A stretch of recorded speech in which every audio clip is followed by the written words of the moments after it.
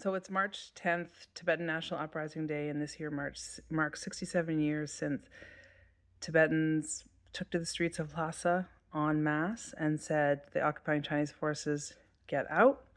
They reasserted Tibetan independence and they vowed to protect the precious life of our leader, His Holiness the 14th Dalai Lama. And they really changed the course of our history with those actions. And now I find like this time of year is it's sort of the best time to take stock of where we are as a nation and a people and a movement, and also where China is, because that impacts us directly.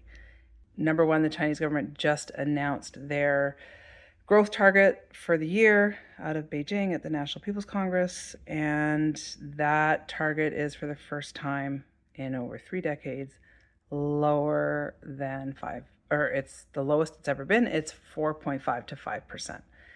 And that is like probably, obviously Chinese government's data, and you can't trust any of their numbers. So really, what we need to know is that the economy is slowing down to the point that they have to admit it. And this is not good for them, because the whole idea was that we were told that Chinese citizens were happy to let go of their civil and political rights as long as they got rich, or they had the chance to get rich. They would trade it away.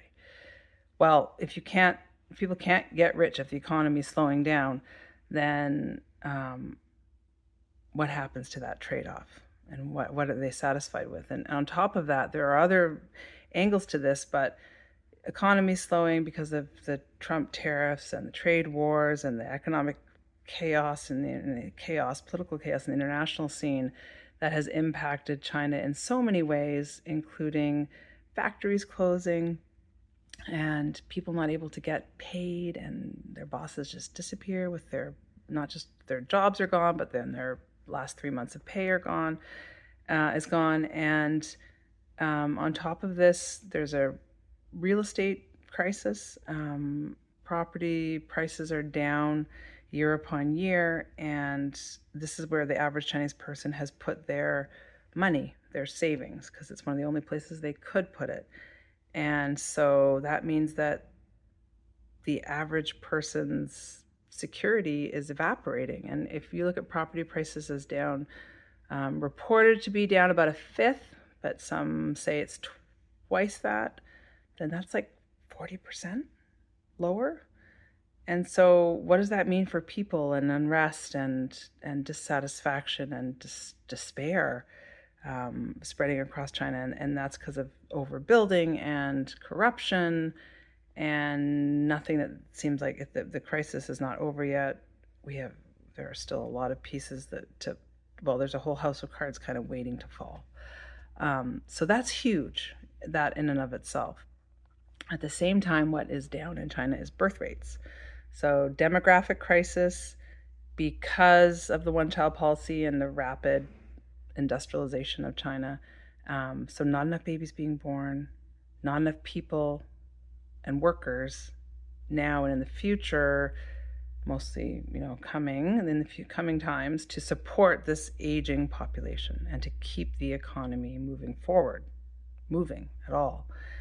And that's also huge. People call it a ticking time bomb, and Xi Jinping and the Communist Party have been doing everything they can to get birth rates up, to try to convince young people to have babies, and they're not listening, and the birth rate is falling every year. And that's not easily solvable for a nation as big as China. And so that, combined with the political crisis, which is, Xi Jinping purging now the military, all of the leaders, all of his people he brought in, or he were tapped as his guys in the system, they're like disappeared, under investigation, charged with corruption.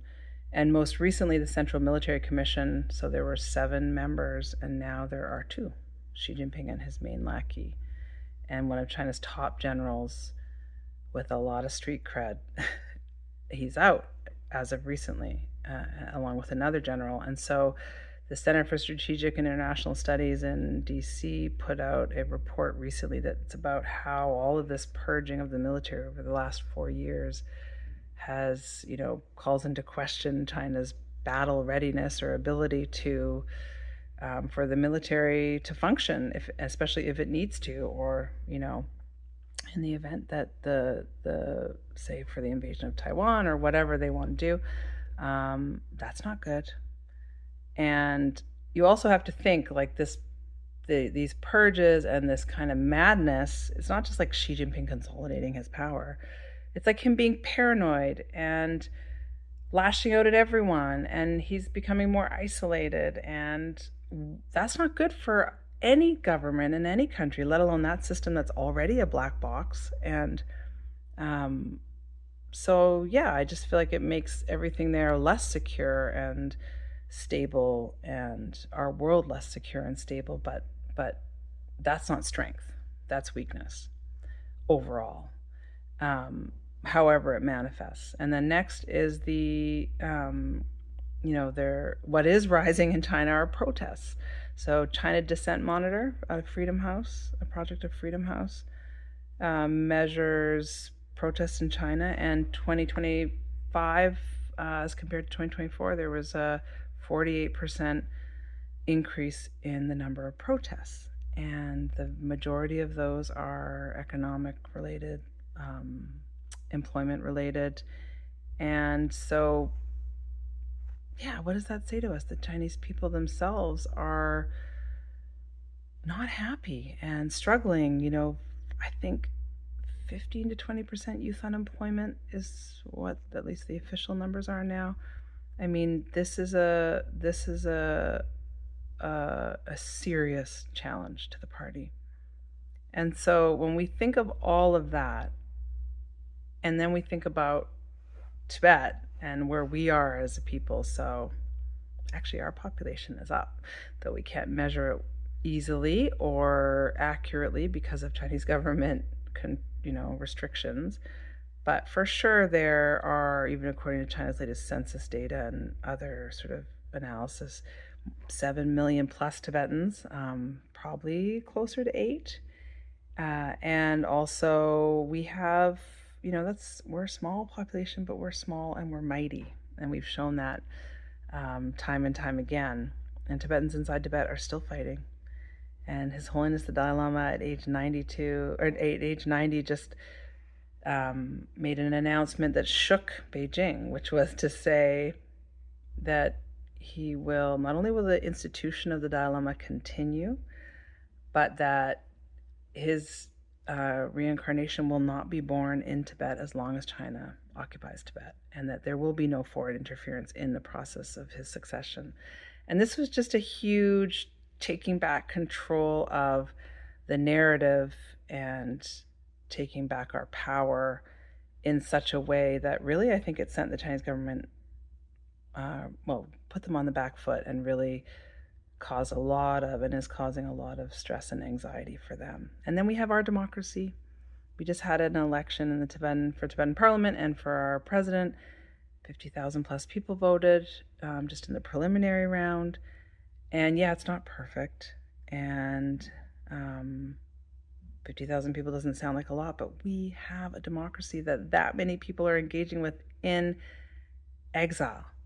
And that says a lot. And Tibetans inside Tibet are aware of what's happening, and they are watching, and they do care. And so I feel like that is where we need to put our attention, our effort in this world that's spinning out of control, and there's chaos and uncertainty and stress and violence and war. We have to focus on what we can control and where we can make positive contributions. And one of them is in our activism for Tibet, carrying on the great legacy of those people who took to the streets in March 1959.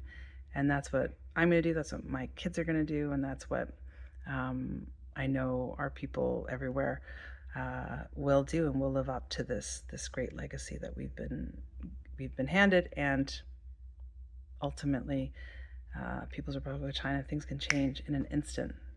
That's what our world today shows us. Everything can change in an instant. And the question for me is, will we be ready? Can we be ready?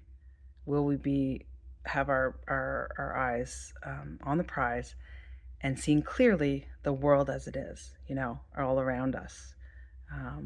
And China, for all of its bluster, and for all the great admirers of China out there, we know the truth. So yeah, that's it for this March 10, 2026, 67 years since that fateful day in our nation's capital.